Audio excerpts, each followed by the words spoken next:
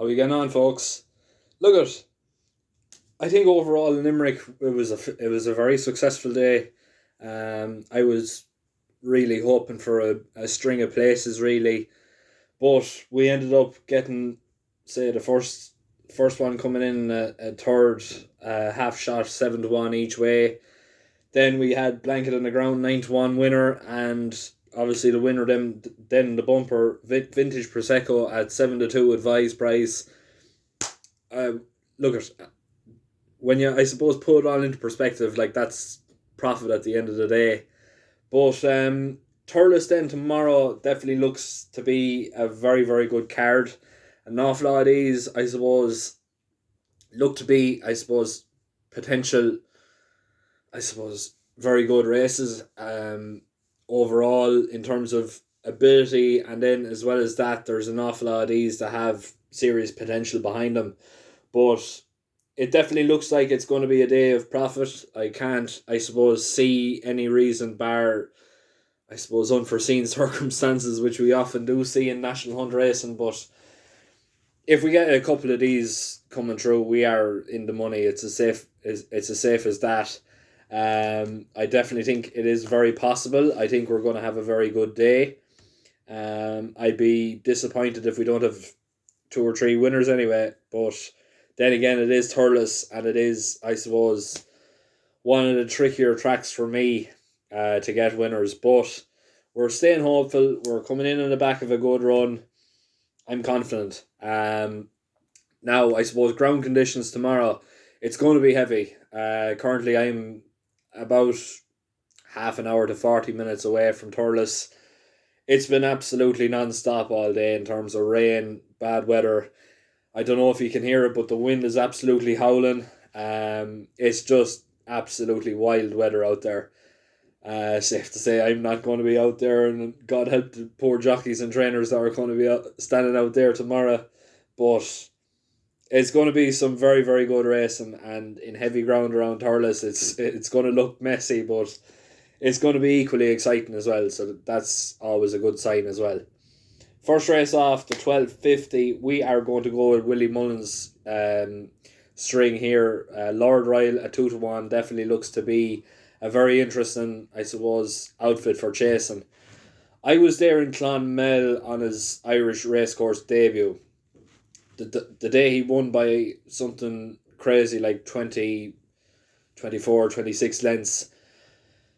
Now, overall, he is, I suppose, potentially the biggest horse that I've ever seen in my life. And I'm not exaggerating on that. This lad is an absolute monster. He just is... he's definitely 17 hands or possibly even more. He's just got the build of an absolute chaser. He will like, I suppose, softer ground. He absolutely cantered up in Clonmel the day I was there to see him, and that was in fairly heavy ground as well. So I suppose the ground conditions won't hinder him. He's meeting Mouse Morris's charge here tomorrow, who is a good horse, but the fact that he's coming from a long layoff, I think it's 556 days of a layoff altogether, it's night and day. I just can't be having him at, what is it, 13-8 or 6-4, whatever it is. I think he's there to be shot at. I think Willie Mullins has found a very, very good opportunity for Lord Royal, and 2-1 definitely looks to be the value price of the day. I can't see it lasting. I don't think anyone will see a price like that for him come race time. I'd get on tonight and be counting your lucky stars then tomorrow. Next race then, the 120, we're going to go to nap of the day. Monolly at 2-1 definitely looks to be the one here.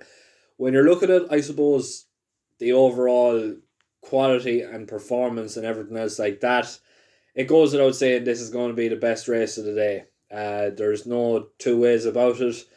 There's 3, 4, 5 of these definitely that are, I suppose, grade 1 chasing potential. More than likely we'll see most of them going to the Gold Cup in Cheltenham. You wouldn't really see horses like that going to, I suppose, Thurles unless it's a very, very good race, and that's exactly it tomorrow.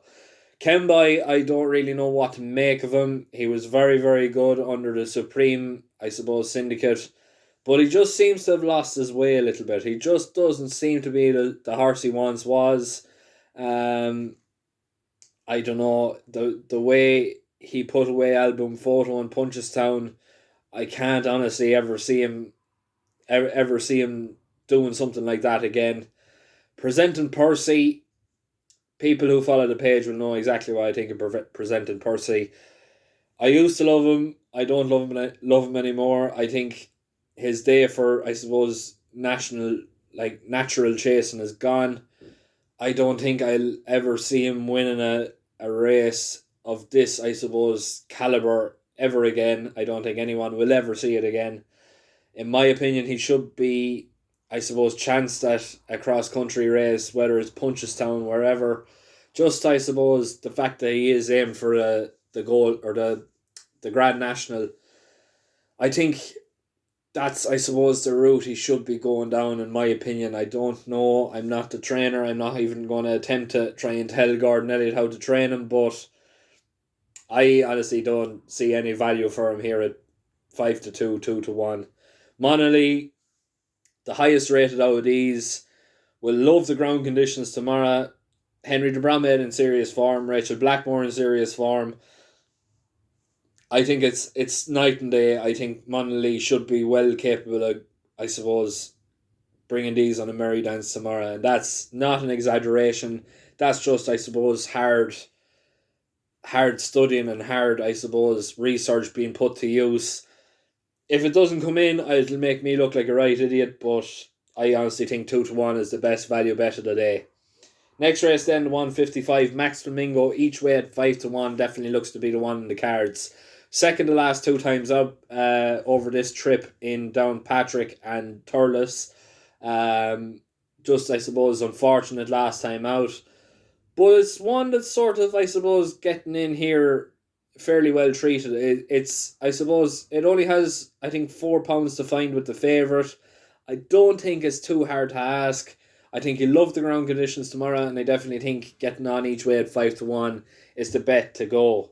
Next race then, the next best of the day, Sky's Gold at 9-4 definitely looks to be printing money. Overall, it was a very, very impressive winner last time out in Fairyhouse. It was a sort of a day when it was, well, look at it, was an amateur riders day, and it was an awful lot of these point to point and sorts, but we just seen how good this Sace Gold actually was. He put the race to bed over a mile to go, and took off, and no one was even getting close to, I suppose, laying a glove on him. He is just an absolute machine. He loved the ground tomorrow. I can't see this horse being beaten. I honestly can't. And 9-4 is a bit of an insult in my opinion. I'm going to take the chance and I'm going to say this horse is going to win fairly comfortably tomorrow. Bar a fall or bar, I suppose, meeting, I suppose, unconventional traffic, I definitely think 9-4 is an absolute steal of a price.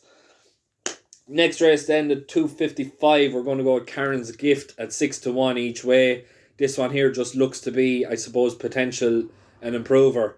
I was, I suppose, thinking about Aaron's Benefit, but I don't know. I don't know what to make of it. I don't know whether the ground is going to suit it tomorrow. I don't know whether the track is going to suit it tomorrow either.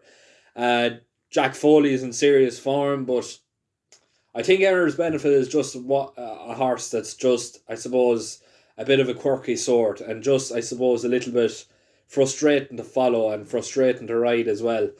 This Karen's Gift at 6-1 looks to be, I suppose, potential value here, considering the last time it ran, it was heavily punted in, and bar, I suppose, a saddle slipping, which I don't think is going to happen tomorrow. It shouldn't happen tomorrow again. It shouldn't happen. Any mistake shouldn't happen twice in consecutive times. But I honestly think that this horse is going to be well primed tomorrow. Mark Bulger on board. Barry Connell is in serious form, and I definitely think getting on now is going to be well worth your while come race time. He's definitely going to get punted into favouritism.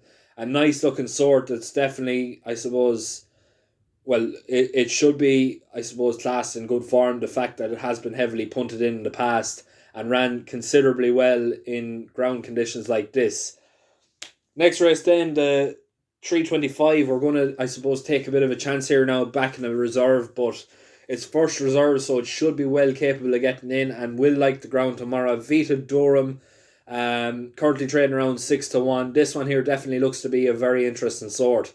It will like ground conditions tomorrow. It does run well in, I suppose, soft to heavy ground. It put in a very, very good effort last time out and definitely looks to be coming into form. I definitely think there will be a few non-runners here, so that'll open the door for this Vita Durham to come in. If that's the case, he will be punted in. He is one of the best horses in the field at the end of the day. I definitely think overall it should be well capable of getting into the places. At 6-1, at 6-1, it is, I suppose, at an each way price. I definitely would be suggesting going each way. And I would be expecting to see this horse get in tomorrow, and if it does, it's going to put in a very, very bold effort, believe me. Next race then, the 355, the only odds-on horse we're going to tip up here now today, El Barra, currently trading around 4-6. This one here definitely looks to be a shoe-in. Costing 280,000 in the, I think it was the Cheltenham sales. Well, it was after its second in a point behind a Jigginstown horse. I can't think of the name. It could be Frontal Assault. I'm not 100% sure. Front View maybe. I don't know. But I honestly think this horse should be well capable of polishing these off. It's not an overly exciting bumper. Bar this, I suppose, favourite. Coming from Rich Ritchie, Willie Mullins, Patrick Mullins. It's got it all on paper really at the end of the day. 4-6. I know it's a short odds on price. But if you're looking for winners, this one has to come in. If it doesn't, it's going to be a very poor day overall. I would be seriously considering this horse to be... I was going to nap him up, but at 4-6 you can't. It's simple as that. But I would be expecting a very, very good run all the same. I'm going to leave it there. Please make sure to keep liking, sharing, subscribing.